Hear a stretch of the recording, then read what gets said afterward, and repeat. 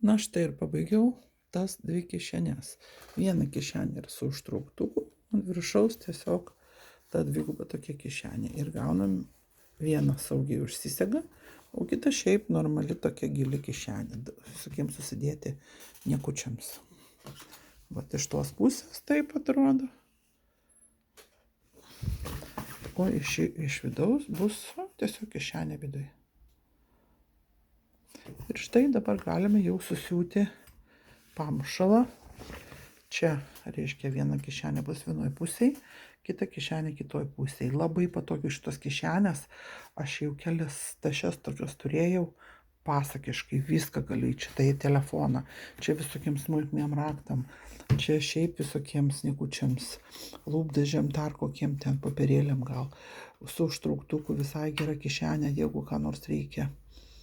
Nu, įdėti tokį, kad nesivaidytų po tašę. Ir užtrauktukas, aišku, čia yra naudotas, iš kažkokių kelnių išardytas, bet čia visai jisai gerai. Tiko spalva, tiko dydis, viskas puikiai. Tai va, dabar lieka susiūti pamušalą, įsiūti dugną ir dėti tašę.